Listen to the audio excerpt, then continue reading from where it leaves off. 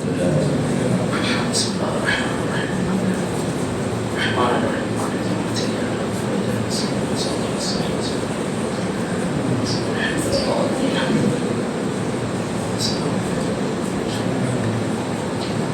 حول ولا قوة إلا بالله العلي العظيم. حسبنا الله ونعم الوكيل، نعم المولى ونعم النصير. أعوذ بالله السميع العليم من الشيطان اللعين الرجيم. بسم الله الرحمن الرحيم.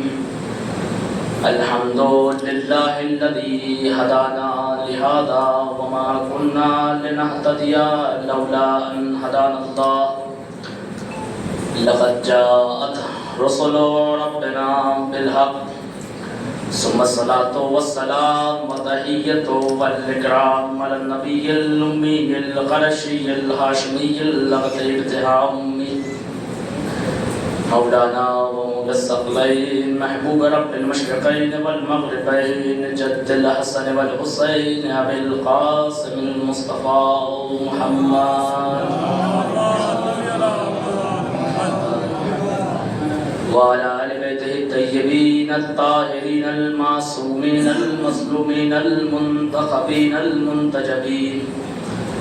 ولعنة الله على أعدائهم وقتلتهم وغاصب حقوقهم ومنكر فضائلهم ومصائبهم أجمعين من يومنا هذا إلى صباح يوم الدين. أما بعد، فقد قال إمام الحسين عليه السلام: إني لم أخرج أشرا ولا قطرا ولا ظالما ولا مفسدا، وإنما خرجت لطلب الإصلاح في أمة جدي محمد وآل محمد صلی اللہ علیہ وسلم.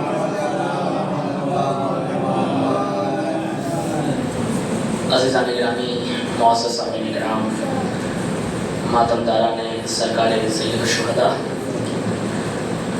اسی ٹاپک اور موضوع پہ آپ اس سے پہلے بھی مجلس سن چکے ہیں. قبلہ نے اس وصیت نامے کے سلسلے میں بہت ساری باتیں آپ کے سامنے 2 دنوں کے اندر پیش کی. اسی حدیث اور اسی وصیت کے ذیل میں آج کا جو میرا ٹاپک ہے وہ ہے امام حسین علیہ السلام کے شہادت کے اثرات. کچھ مقاصد بیان کرنے ہیں، کچھ اثرات بیان کرنے ہیں. غالباً 10:30 کا وقت ہو گیا. انشاءاللہ 30 سے 35 منٹ کے اندر آپ حضرات کی جو ہے رحمت کو تمام کرنے کی کوشش رہے گی. دوسری گزارش یہ ہے کہ ہم لوگ خلیفہ بلا فصل کے ماننے والے ہیں، تو یہ فاصلہ اچھا نہیں لگتا ہے. آپ لوگ صلوات پڑھتے ہوئے تشریف لیتے ہیں.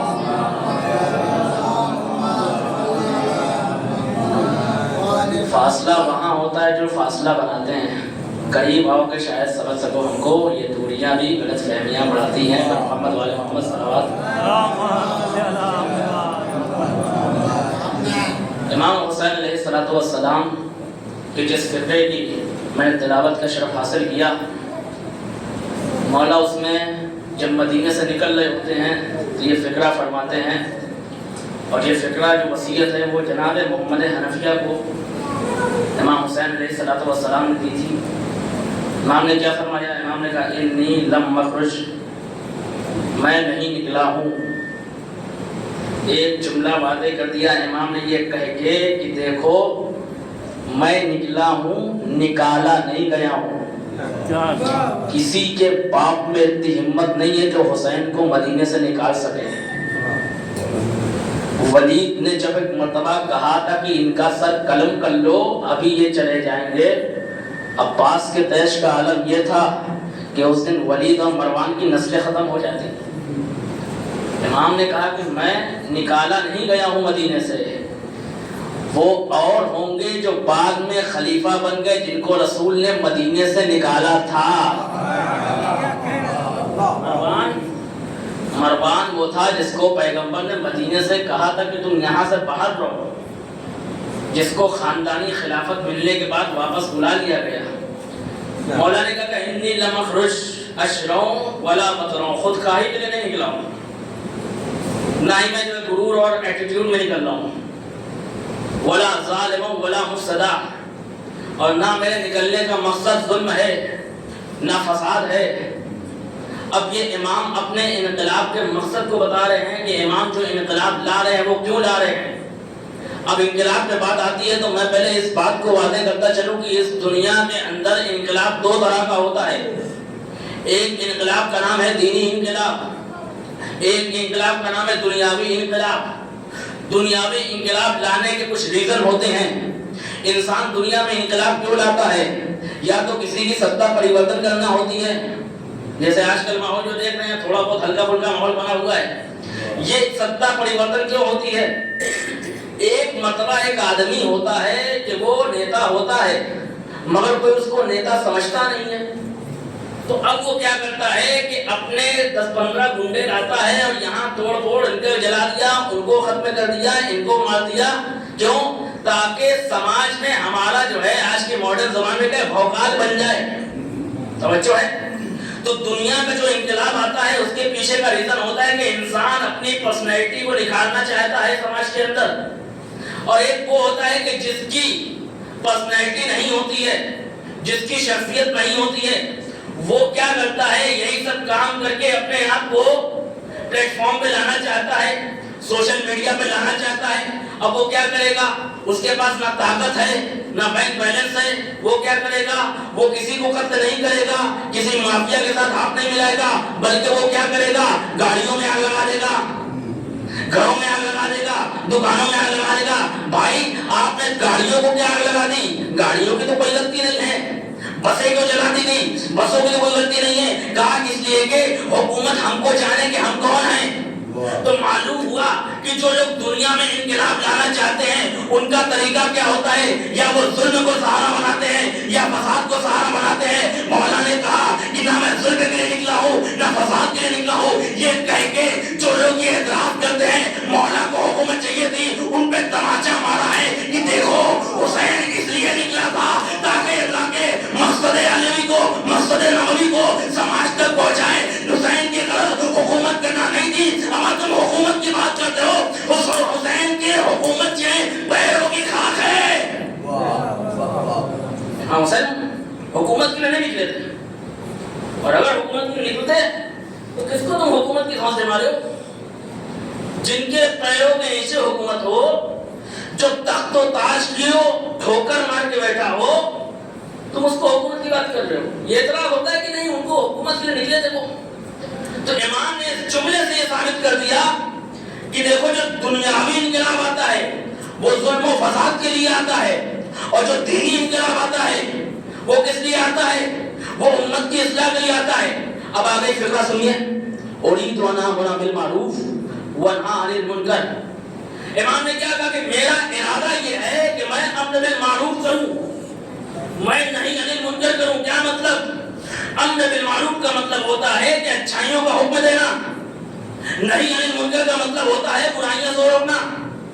مولا یہ کیوں کہنا چاہ رہے ہیں؟ کہا اس لیے کہ میں جو نکلا ہوں میں امت پیغمبر کی اصلاح کے لیے نکلا ہوں۔ اب اس کے بعد سوال ہوتا ہے کہ امر بالمعروف ٹھیک ہے مولا، سمجھ میں آ رہی بات، آپ امر بالمعروف کریں گے، آپ نہیں عن المنکر کریں گے، تو کیا آپ اس کے لیے کوئی نیا طریقہ ڈھونڈ کے لائے ہیں؟ آپ کس طریقے سے کریں گے؟ تو مولا نے کہا وَأُوصِينَا بِسِيرَةِ جَدِّي وَأَبِي علی ابن ابی طالب، میں اس چیز کو آگے بڑھانے کے لیے میں اپنے نانا کے امت کی اصلاح میں بہت توجہ چاہتا ہوں۔ امام کچھ کہنا چاہ رہے ہیں، میں اپنے نانا کے امت کی اصلاح کے لیے دو سیرتوں پہ کام کروں گا، دو لوگوں کی سیرت بیان کروں گا، ایک سیرت نبی بیان کروں گا، ایک سیرت علی بیان کروں گا۔ سماج کے اندر سے برائیاں چھڑ جائیں گی، سماج کے اندر اچھائیاں آ جائیں گی۔ میں کہوں گا مولا کہا یہ دو سیرتیں کیوں؟ کہا اس لیے کہ جب بھی سماج میں فساد پھیلے یا سیرت علی کام آتی ہے یا سیرت نبی کام آتی ہے، اگر کوئی تیسری سیرت بیچ میں آ جائے تو سماج میں برائیاں ہوں گی، اچھائیاں نہیں ہوں گی۔ ایک صلوات پر محمد علیہ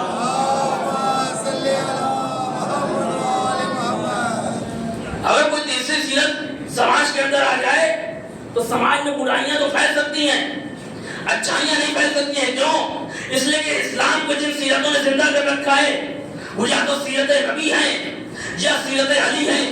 اب معاملہ آگے بڑھتا ہے. مولا ہوا کیا تھا؟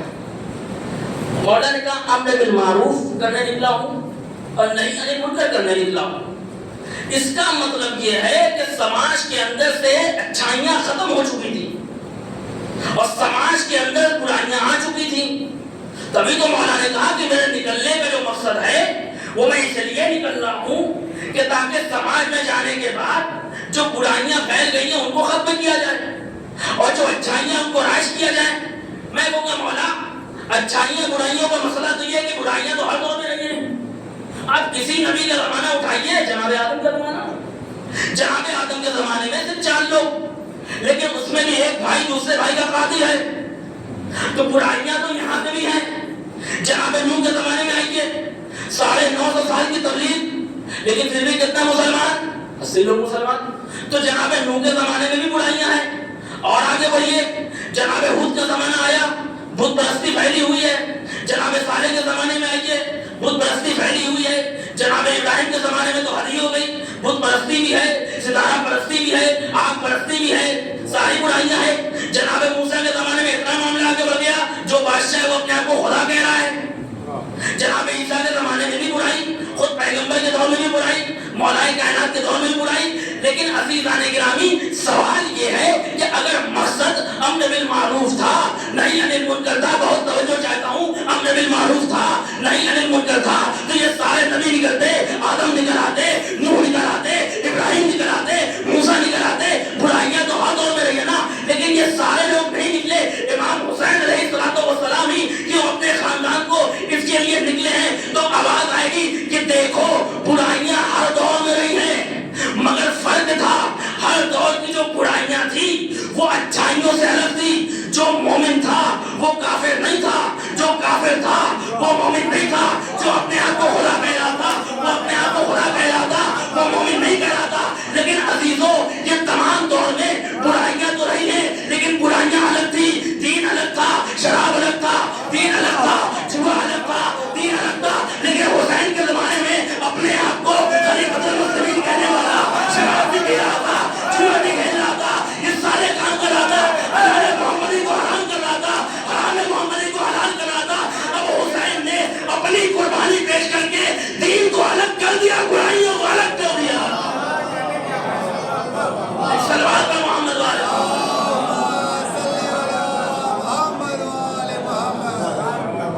سب سے جسے کہا جائے ہندی میں مہتوپورن جو قیام کا مقصد تھا وہ یہ تھا کہ دین کو برائیوں سے جوڑ دیا گیا تھا.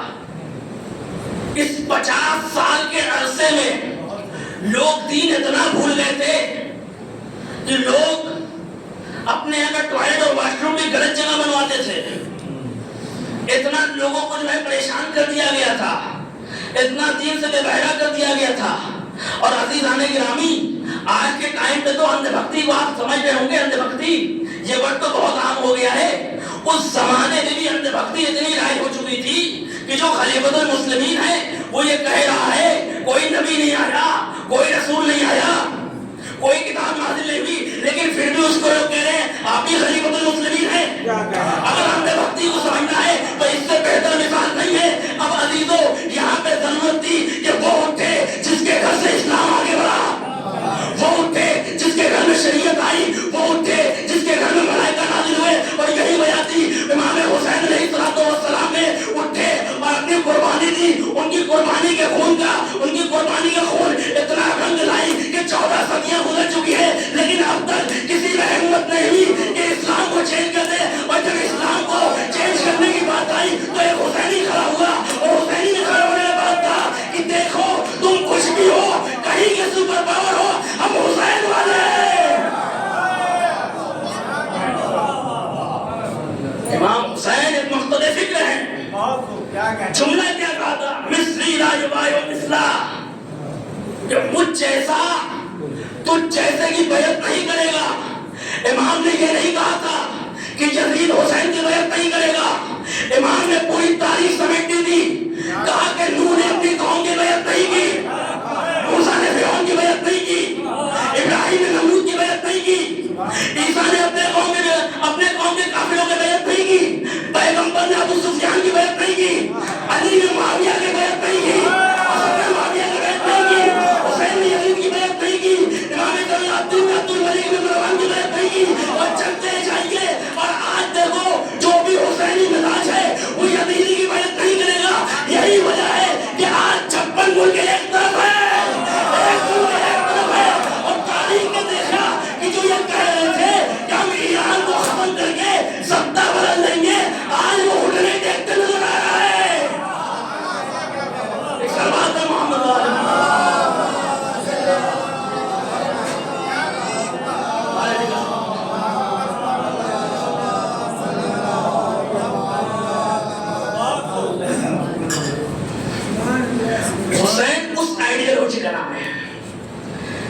نے تاریخ انسانیت کو ایک ایسا انقلاب دیا ہے.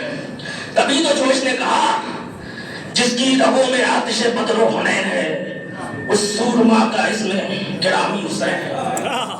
جوش کو پڑھیے, انقلاب امام حسین کو سمجھنا ہے تو کیا تاریخ رقم کی ہے جوش نے. تو عزیزوں, امام حسین علیہ السلام کی قربانی کا پہلا اثر یہ تھا کہ دین الگ ہو گیا, برائیاں الگ ہو گئی. دین کا برائیوں سے بھی تعلق نہیں ہے. گرو نانک کا نام آپ نے سنا ہوگا. جب وہ حسین کی فضیلت بیان کرتے ہیں نا تو وہ یہ کہتے ہیں کہ اگر آج رشتے ہمارے یہاں محفوظ ہیں نا, یہ حسین ابن علی کی قربانی کر دی جائے. اب سوچیے کتنا بڑا تحول آیا تھا اسلام کے اندر. دو اسلام بنا کے پیش کیے گئے تھے. امام خمینی نے کہا کہ اسلام امریکائی ایک اسلام اصلی ہے, ایک اسلام امریکائی ہے. آپ کیا مت سمجھئے کلو یوم ارسلا کلو غلطین کربلا کلو یوم عاشورا, یہ اس لیے نہیں ہے بلکہ کربلا ہر دور میں ہے. آج بھی کچھ لوگ اپنے شیعوں کے لباس میں موجود ہیں جو یزیدی فکر کو عام کرنا چاہ رہے ہیں. ہماری ذمہ داری ہے کہ ہم ان سے نپٹیں. ممبر کے تقدس کو پامال کیا جا رہا ہے. کیوں؟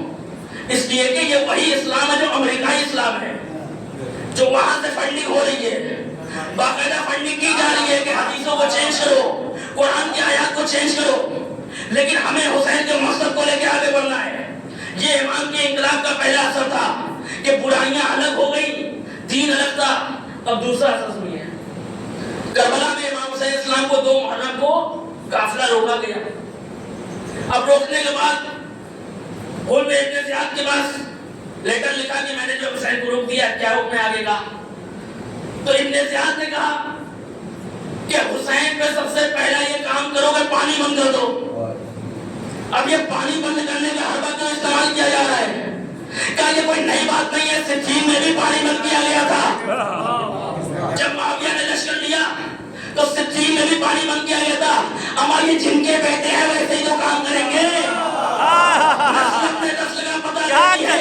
اور یہی وجہ تھی کہ یہ اتنے خبیث ہیں کہ ایک مرتبہ مولا کائنات سے معاویہ نے کہا اے علی تو ہم ایک ہی نسل سے تو ہیں. تو مولا کائنات نے کہا نہیں, ہم ایک نسل نہیں ہیں, ہم میں تم میں برابر کے, تم میں سب بزدل ہیں, ہم میں سب بہادر ہیں, تو ہم میں سب خوبصورت ہیں, تم میں سب بدصورت ہیں, ہم میں سب عالم ہیں, تم میں سب جاہل ہیں.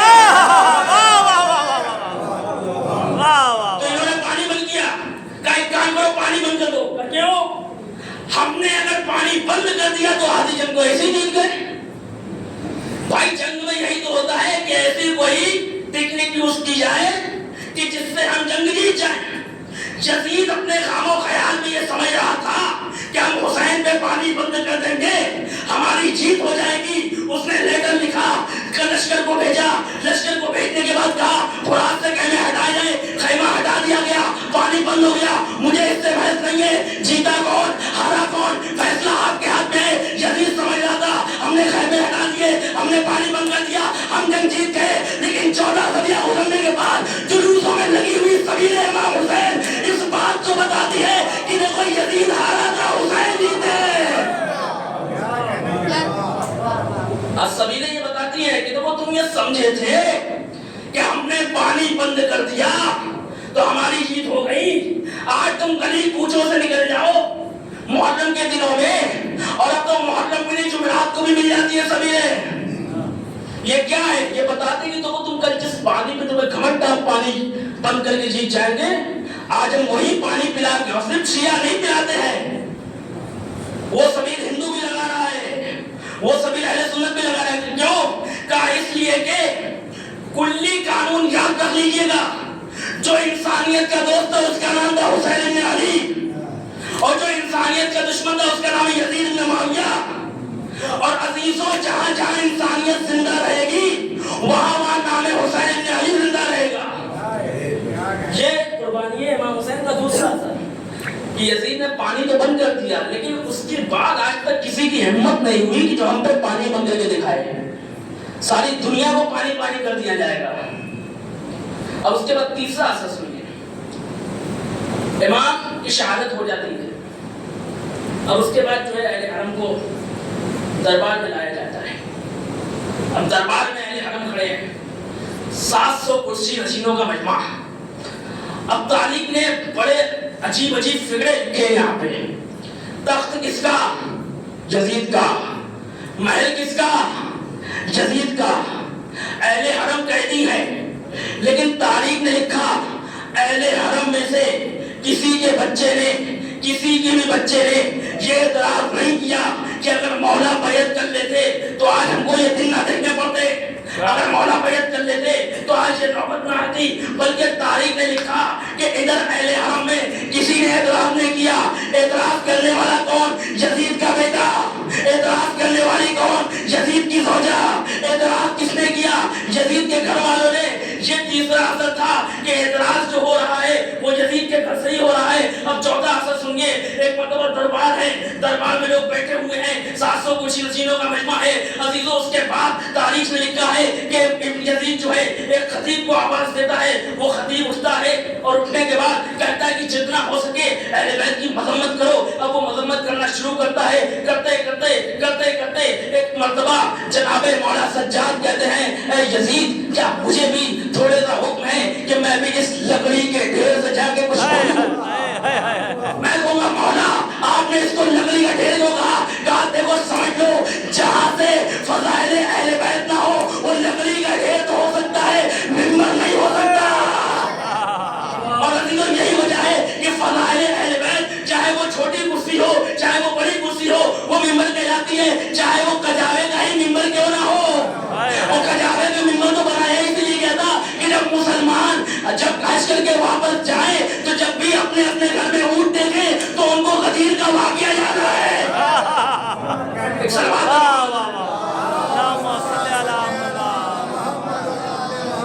اور عزیزوں, تاریخ کہتی ہے کہ مولا سجاد ممبر پہ جاتے ہیں اور جانے کے بعد خطبات پڑھنا شروع کرتے ہیں. اس کے بعد تاریخ نے لکھا کہ جب خطبہ پڑھنا شروع کرتے ہیں دربار کا ماحول متغیر ہونے لگتا ہے, رونے کی سرائے بلند ہونے لگتی ہے. اس کے بعد یزید نے مخاطب کیا, محسن نے کہا اذان دو. محسن آیا, وہ جب سے اذان پہ امام خاموش ہو گئے. محسن نے کہا اللہ اکبر, امام خاموش ہے. محسن نے کہا اللہ اکبر, امام خاموش ہے. محسن نے کہا اشہد ان لا الہ الا اللہ, امام خاموش ہے. اب جیسے ہی محسن نے کہا اشہد ان محمد رسول اللہ, اس کے بعد امام نے کہا اے محسن ٹھہر جا. اس کے بعد یزید کی طرف مخاطب ہوئے اور کہا اے یزید بتا یہ تیرے جد کا نام ہے یا میرے جد کا نام ہے؟ اگر یہ تیرے جد کا نام ہے تو تو ہی تھا, اگر یہ میرے جد کا نام ہے تو میں ہی تھا. صلوات محمد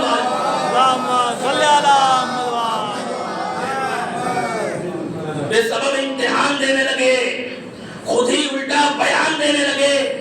تیرے خطبوں کو سن کے سجاد بے نمازی اذان دینے لگے, بے نمازی اذان دینے لگے. اب عزیزوں, اس کے بعد تاریخ کہتی ہے یہ 14 اثر امام کی شہادت کا کہ دربار بھی اس کا بیعت کا مطالبہ نہیں کر پا رہا ہے. مردوں میں سے امام الدین اس لیے کہ دیکھ رہا ہے حسین کی شہادت کے بعد میری عالی حکومت کا جنازہ نکل گیا ہے.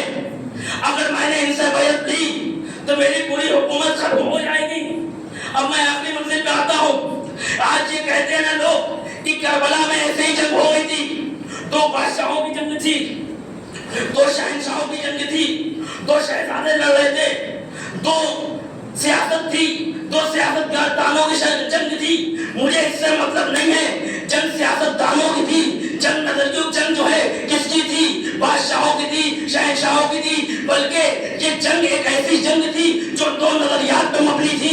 ایک نظریہ یہ چاہتا تھا کہ لا الہ الا اللہ کی صلاح باقی رہے, ایک نظریہ چاہتا تھا لا الہ الا اللہ کی صلاح مٹ جائے, ایک نظریہ چاہتا تھا محمد رسول اللہ کی صلاح باقی رہے, ایک نظریہ چاہتا تھا, بہت توجہ کے ساتھ سنیے گا, ایک نظریہ چاہتا تھا محمد رسول اللہ کی صلاح باقی رہے, ایک نظریہ چاہتا تھا نماز مٹ جائے, ایک نظریہ چاہتا تھا نماز باقی رہے, ایک نظریہ چاہتا تھا حج ختم ہو جائے, ایک نظریہ چاہتا تھا نماز باقی رہے, حج باقی رہے. عزیزوں, مجھے اس سے مطلب نہیں ہے کہ کون قتل ہوا, کس نے قتل کیا, کون شہید ہوا, کس نے شہید کیا, کون ہارا, کون جیتا. آپ کو سمجھنا ہے تو ایک میں اصول دے دیتا ہوں کہ کربلا کے جنگ میں کون جیتا اور کون ہارا آپ اپنے اپنے علاقے میں چلے جائیے. اپنے اپنے علاقے میں جانے کے بعد جب اذان کا وقت ہونا تو ایک مرتبہ لاؤڈ اسپیکر میں نگاہ رکھیے, اسپیکر کو دیکھیے. اگر آپ کے مسجدوں سے اشہد ان لا الہ الا اللہ کی آواز باقی ہے, اللہ اکبر کی آواز باقی ہے, اشہد ان محمد رسول اللہ کی آواز باقی ہے, تو یہ سمجھ لیجئے کہ حسین جیت گیا ہے, یزید ہار گیا ہے. صلوات محمد والے.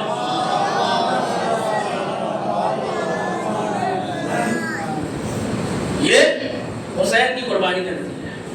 اور میں آخری اثر پیش کرتا ہوں کہ امام حسین کے خون کا اثر کہاں کہاں تک گیا. اس کے بعد تمام دربار ہے یزید کا, اہل حرم کو رہائی مل گئی, کہا کہ ہم نے آپ کو آزاد کر دیا.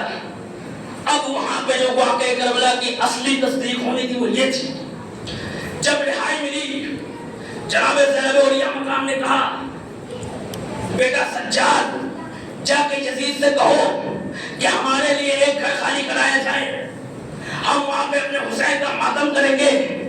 ابھی بھی دنیا کو سمجھ میں نہیں آیا کون جیتا کون ہارا. تو اب یہاں پہ آ کے دیکھیں کہ محل کس کا ہے, یزید کا ہے. حکومت کس کی ہے, یزید کی ہے. لیکن جناب زینب نے فرش عزائے حسین بچھا کر کے بتایا کہ دیکھو حکومت تمہاری ہے, تخت تمہارا ہے, سب کچھ تمہارا ہے, لیکن میں حسین کی ذکر کو یہیں سے عام کروں گی اور اتنا عام کروں گی کہ تا قیامت یہ ذکر باقی رہے گا. ایک صلوات محمد والے محمد صلی اللہ علیہ وسلم. یہ انقلاب امام حسین السلام کا اثرات تھے جو میں نے آپ کی خدمت میں عرض کی. لیکن عزیزوں, اس انقلاب کے لیے تاریخ کہتی ہے نا کہ دنیا کا کوئی بھی انقلاب اتنا آسانی سے نہیں آتا ہے. چھوٹا موٹا بھی انقلاب ہو اتنا آسانی سے نہیں آتا ہے. اور یہی وجہ تھی کہ امام حسین علیہ السلام کا جو انقلاب تھا نا وہ اتنی آسانی سے نہیں آیا.